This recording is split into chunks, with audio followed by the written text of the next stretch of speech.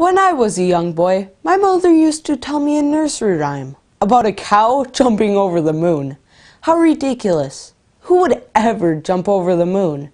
Well, today, I portray one of the greatest astronauts of all time, Neil Armstrong. You see, I didn't jump over the moon. I was the first to step on it. In 1969, I was the command pilot of Apollo 11, and today, I'm going to take you on that historic journey. 1960 marked the end of the Cold War and the start of the historic space race. The Soviet Union and United States were at odds for being the first in space. In 1961, President John F. Kennedy addressed the joint session of Congress with the message, "I believe that this nation should commit itself before this decade is out, of landing a man on the moon and returning him safely to Earth." In 1968, I accepted the command of Gemini 8, marking my first flight into space.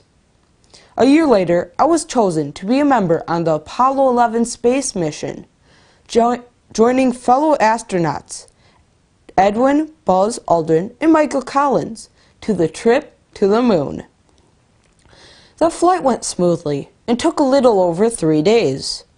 As the descent began towards the moon, we were finding that we were passing landmarks on the lunar surface 4 seconds early, meaning that we would be landing miles west of our target point. I looked outside and saw that the computer's landing target was a boulder-strewn area just northeast of a huge crater.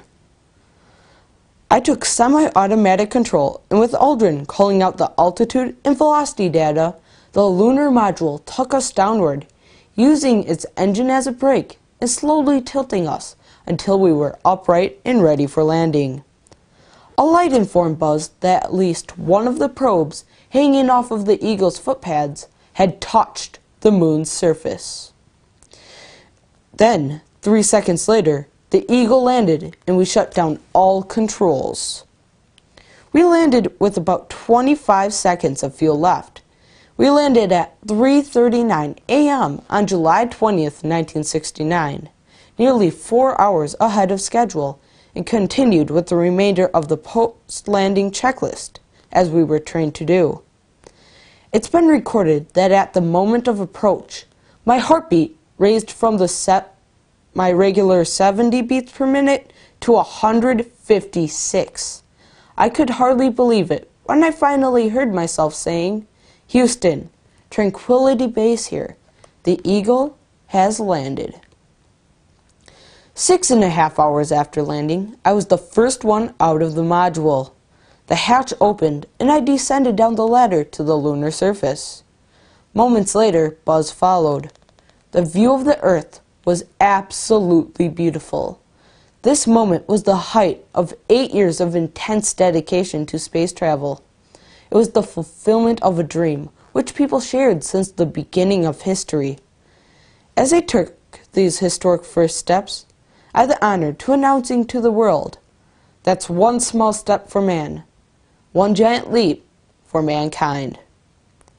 Buzz Aldrin and I spent over 2 hours on the lunar surface, collecting soil and rock samples, testing lunar gravity, and planting a specially designed U.S. flag on the lunar surface, which later would be blown over by the force of the engine during blastoff. I even spoke with President Nixon on the most historic phone call ever made by the White House. It's a little-known fact that while I was actually on the moon, another spacecraft, Luna 15, an unmanned Soviet spacecraft, was also in lunar orbit. It began its own descent to the lunar surface. Launched only 3 days before the Apollo 11 mission, this was the third Soviet attempt to bring lunar soil back to Earth. The Russian craft crashed on the lunar surface just a few hours before we lifted off for home. In a race to reach the moon and return to Earth, the parallel missions of both the U.S. and Soviet Union were in many ways the climax of the space race in the 1960s. If you get a chance to visit the National Air and Space Museum in Washington, D.C., you can find our spacesuits and command module on display from this historic flight. I couldn't be more honored to be the first man on the moon, and knowing that this historical event will live on for eternity.